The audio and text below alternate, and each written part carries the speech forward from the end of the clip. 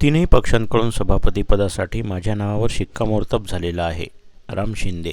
सभापतीपदाची निवडणूक लागली. राज्यपालांनी ती जाहीर केली. आज फॉर्म भरलेला आहे. सत्ताधारी पक्ष मुख्यमंत्री देवेंद्र फडणवीस, उपमुख्यमंत्री अजित पवार आणि उपमुख्यमंत्री एकनाथ शिंदे यांच्या वतीने सभापतीपदाच्या उमेदवारीवरती माझ्या नावावर शिक्कामोर्तब झालेला आहे.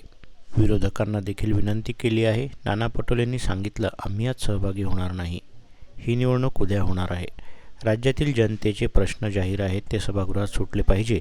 ही भूमिका सत्ताधारी पक्ष आणि विरोधकांमध्ये समन्वय ठेवून करण्याची माझी राहील.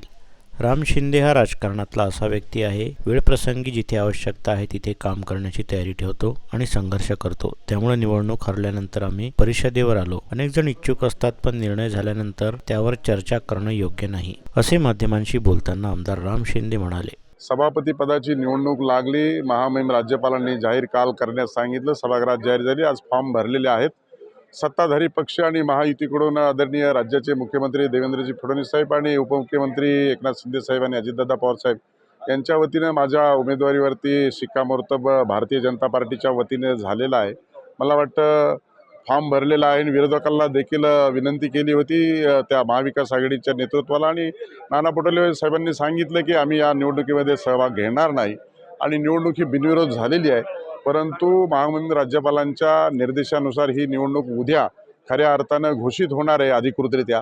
त्यामुळं निश्चितच एक चांगल्या वातावरणामध्ये ही सभापतीची निवडणूक पार पडलेली आहे. विरोधकांचा देखील विश्वास संपादन केलं आहे. विरोधकांनी देखील सहकार्य केलं आहे. येणाऱ्या कालखंडामध्ये सभागृह चालवत असताना निश्चित स्वरूपामध्ये त्याचा चांगला उपयोग बी होईल आणि राज्यातल्या जनतेचे जे काही प्रश्न आहेत ते सभागृहात सुटले पाहिजे, ही भूमिका सत्ताधारी पक्ष आणि विरोधी पक्षामध्ये समन्वय ठेवून करण्याची माझी राहील.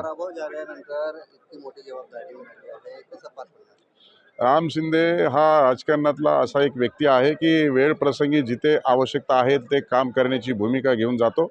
वेळ प्रसंगी संघर्षही करतो आणि म्हणूनसाठी एकदा निवडणूक हरलो तर मी विधान परिषदेवर आलो, दुसऱ्यांदा निवडणूक हरलो तर मी आता त्या सभागृहाचा सभापती झालो. त्याच्यामुळे अल्पशा मताने झालेला पराजयाला खचून न जाता आपल्या पाठीशी राहिलेली जनता आणि जे काही वर्ग असेल त्यांना न्याय देण्याची भूमिका ही उराशी बाळगूनच काम करतो. त्याच्यामुळे मोठ्या मोठ्या पदावर जाण्याची संधी मिळते आणि एकाच पदावर नव्हे तर अनेक पदासाठी नाव चर्चेला जातं. त्याचाच हा भाग आहे की आपण जनतेच्या प्रति उत्तरदायित्व आपलं बनतं आणि ते जे उत्तरदायित्व बनतं त्याला न्याय देण्याची भूमिका माझी असते.